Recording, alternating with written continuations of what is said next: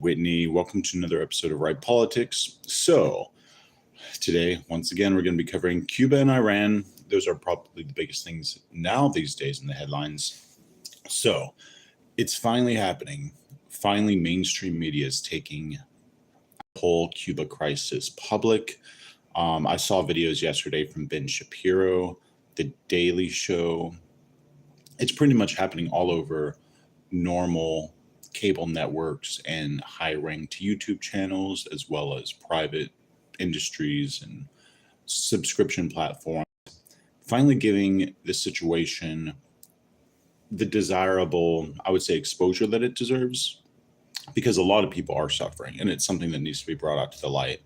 So, with this said, so many people now have an opinion on it, and a lot of it is not good. I would say a lot of Americans are kind of out of touch with the actual severity of the situation. Some of them understand, but a lot of them are just laughing it off as one of Trump's rants like Greenland or, taking over different, territories. But I honestly think that anyone who knows people from Cuba can know that it is severe, it is real, and people are really suffering. But I will say a lot of people who are mocking it are from the left. So I'm not saying every single daily American doesn't know what to do or what to think about the situation. But when Trump said that he had the honor of taking Cuba, I believe that when it comes down to it, if there is no resolve economically by the end of March, they're probably just going to go in with military. I could be wrong, and you can look back on this channel and figure it out. But what they're wanting to do is for the Castro regime to step down.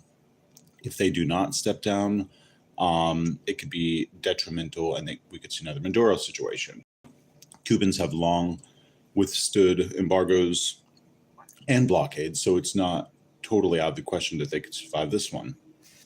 Now, with that said, there are shipments coming in from Russia to Cuba, and when we saw something similar, when Venezuela still had Maduro in power and he was sending shipments to Cuba, that whole situation was stopped by special armed forces from the United States military seizing the boats full of oil. And there was all these videos showing special agents going down from a helicopter on a rope onto the vessel and taking charge of it because there was an embargo and they tried to break the embargo.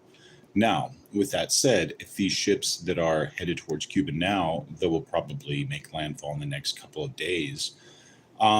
If they are intercepted by some military Navy vessels that are like on the coast of Cuba currently, their only primary purpose is to stop these tankers. So if they try to go past them and the United States military decides to seize these tankers from Russia, we already aren't friends with Russia, and we already have sanctioned Russia. So Russia's going to go whether they like it or not. They're not going to be deterred by the sanctions or the threat of tariffs because they already are sanctions and tariffs. So it just depends on if the United States military wants to take action and seize those boats. And if they seize those boats and they seize the oil on the boats, that's when Russia could make a military decision on our behalf and on the Cubans' behalf, or they're just going to let it fly and just not do anything about it. But I do know that if Cuba doesn't receive oil, the entire country is already blacked out. The grid has collapsed. So are they going to continue running off solar? What are things going to be like for the people on the island? And then if the United States military does indict any of the Castros or any of the regime, it's almost like a snake. You cut off the head, another one will grow back because there's a couple relatives on the island. Now, no matter how much, these so-called communists in the West are romanticizing the era of Castro, when the regime falls, it will be nothing but a chapter in the history book. And the only people who will be crying are people who have never been to Cuba. But those who are in Cuba want the regime gone as well. So when it comes down to it, the regime only receiving 3 hours of power a day, just enough to charge their cell phones and tell their loved ones where they are and if they're safe or not. That is pretty much what's going on. So everything will unfold in the next few weeks. Right now, it's 10 days till the end of the month. A lot of estimates said that Cuba would run out of oil completely on the 15th of March to the end of March. So we'll see.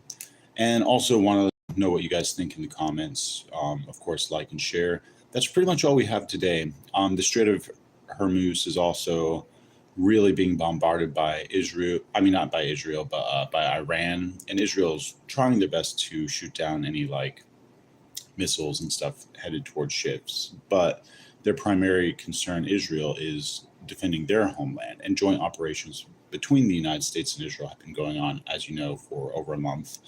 But as long as there's going to be people in danger and ships in danger, I don't think they're going to go through the pass. So if 20% of the oil supply goes through the Strait of Hormuz and it continues to get attacked by Iran, that means everything in the United States could go up to 20%. So a real transitory inflation. Like I said yesterday, everything Joe Biden was doing by buying from Venezuela and buying from Russia, buying from our enemies right now is those countries have been targeted and are no longer in the economic system of purchasing power from the United States by our choice. Sure, we're getting Venezuela oil, but it's because of our partnership with Venezuela. And if they remove sanctions on Russian oil, it would be temporary to help relieve our current situation in the United States. And yeah, transitory inflation, it's something, like I said yesterday, the freedom tax, I'm willing to pay it. I know that saving a regime from a terrorist organization, which is pretty much Iran and Hamas, is going to be ultimate goal number one. And whatever we have to sacrifice as a people, we will do so to better benefit the world. And yeah, guys, let me know what you guys think, and we'll see you on the next one. Have a great day.